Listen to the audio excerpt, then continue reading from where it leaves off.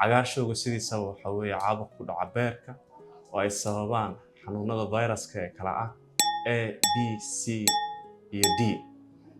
inta badan noocyada A waxa weeye nooca Q-da oo qofka muddo yar laga dareemayo xanuunka inuu qabo, halka noocyada B iyo C ay yihiin kuwa chronic ah oo muddo qofka aan laga dareemayo inuu calaamadihii cudurka inuu qabo.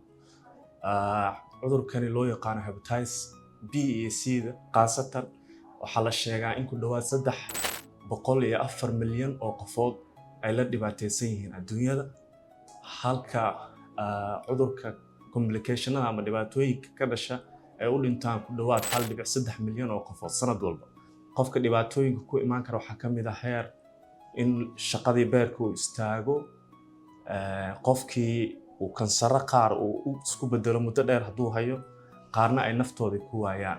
cagaarshowga B iyo C waxaa faafin kara qof kasta oo qaba fayraska cagaarshowga, wuxuuna ku faafi karaa in la wadaago alaabaha sida cidiyo jarka, sakiimaha, cirbadaha iyo wax kasta oo qofka bini'aadamka ah jirkiisa duleelin kara.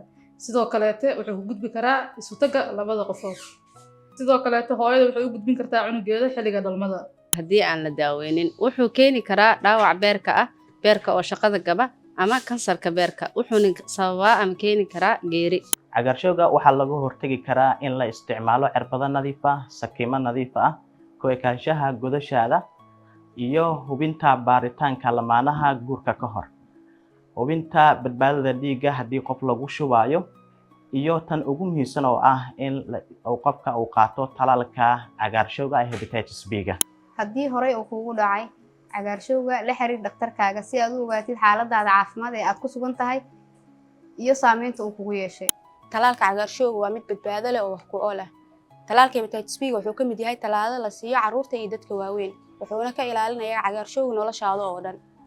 adiga iyo qoyskaagaba iska ilaaliya caabuqa beerka adiga oo baranayo qaabka uu ku gudbo, qaabka looga hortago iyo sida looga jawaabo haddii xanuunka uu kugu dhaco ama uu ku dhaco xigtadaada.